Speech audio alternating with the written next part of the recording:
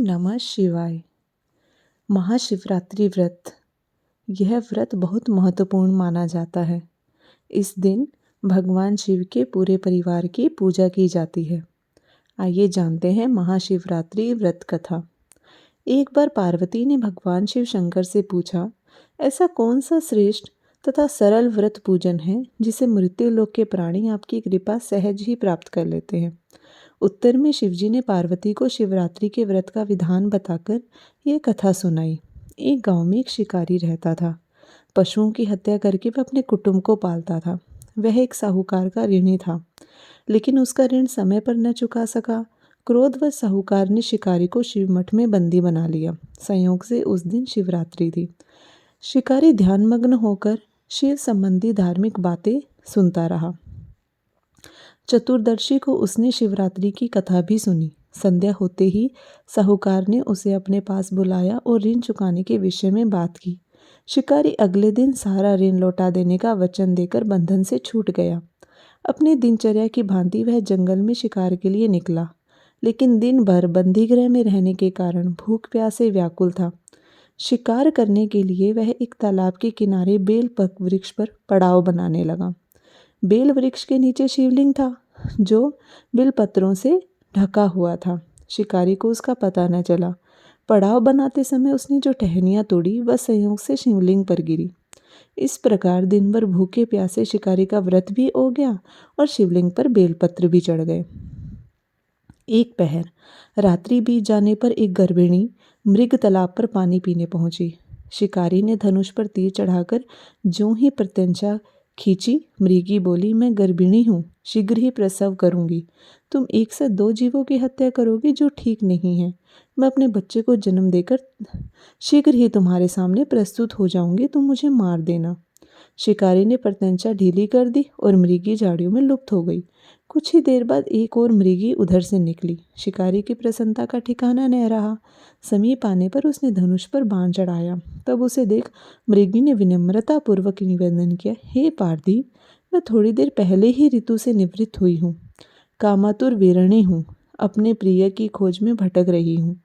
मैं अपने पति से मिलकर शीघ्र ही तुम्हारे पास आऊंगी। शिकारी ने उसे भी जाने दिया। 2 बार शिकार को खोकर उसका माथा ठनका। वह चिंता में पड़ गया।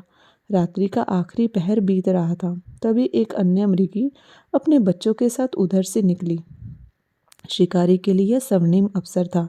उसने धनुष पर तीर चढ़ाने में देर न लगाई। वह तीर छोड़ने ही वाला था, मृगी बोली, हे पारधी, मैं इन बच्चों को पिता के हवाले करके लौट आऊंगी।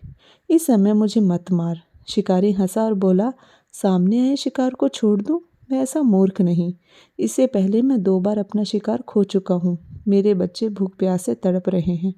उत्तर में मृगी ने फिर कहा, जैसे तुम्हें अपने बच्चों की ममता सता रही है, ठीक वैसे ही मुझे भी। इसलिए सिर्फ बच्चों के नाम पर मैं थोड़ी देर के लिए जीवन दान मांग रही हूँ। हे पारधी, मेरा विश्वास कर, मैं इन्हें इनके पिता के पास छोड़कर तुरंत लौटने की प्रतिज्ञा करती हूँ। मृगी का दीन स्वर सुनकर शिकारी को दया आ गई। उसने उस मृगी को भी जाने दिया। शिकार के अभाव में बेल वृक्ष पर बैठा शिकारी बेलपत्र तोड़ तोड़ कर नीचे फेंकता रहा। पौ फटने को हो गई तो एक हष्ट पुष्ट मृग उसी रास्ते पर आया। शिकारी ने सोच लिया कि इसका शिकार वह अवश्य करेगा। शिकारी की तनी प्रत्यंचा देखकर मृग विनीत स्वर में बोला, हे पारधी भाई, यदि तुमने मुझसे पूर्व आने वाली 3 मृगियों और उसके छोटे छोटे बच्चों को मार डाला है, तो मुझे भी मारने में विलंब न करो, ताकि उनके वियोग में मुझे एक क्षण भी दुख न सहना पड़े। मैं उन मृगियों का पति हूँ। यदि तुमने उन्हें जीवन दान दिया है, तो मुझे भी कुछ क्षण जीवन दान देने की कृपा करो। मैं उनसे मिलकर तुम्हारे सामने उपस्थित हो जाऊंगा। मृग की कथा सुनते ही शिकारी के सामने पूरी रात का घटना चक्र घूम गया। उसने सारी कथा मृग को सुना दी। तब मृग ने कहा, मेरी 3 पत्नियां जिस प्रकार प्रतिज्ञाबद्ध होकर गई हैं, मेरी मृत्यु से अपने धर्म का पालन नहीं कर पाएंगी। अतः जैसे तुमने उन्हें विश्वास पात्र मानकर छोड़ा है, वैसे ही मुझे भी जाने दो। मैं उन सबके साथ तुम्हारे सामने शीघ्र ही उपस्थित होता हूँ। उपवास, रात्रि जागरण और शिवलिंग पर बेलपत्र चढ़ाने से शिकारी का हिंसक हृदय निर्मल हो गया। उसमें भगवत शक्ति का वास हो गया। धनुष और बाण उसके हाथ से सहज ही छूट गए।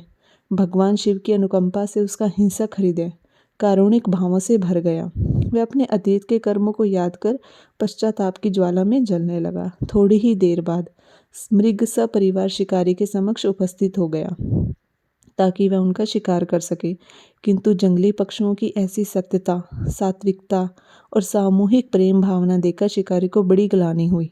उसके नेत्रों से आंसुओं की झड़ी लग गई। उस मृग परिवार को न मारकर शिकारी ने अपने कठोर हृदय को जीव हिंसा से हटा सदा के लिए कोमल व दयालु बना लिया।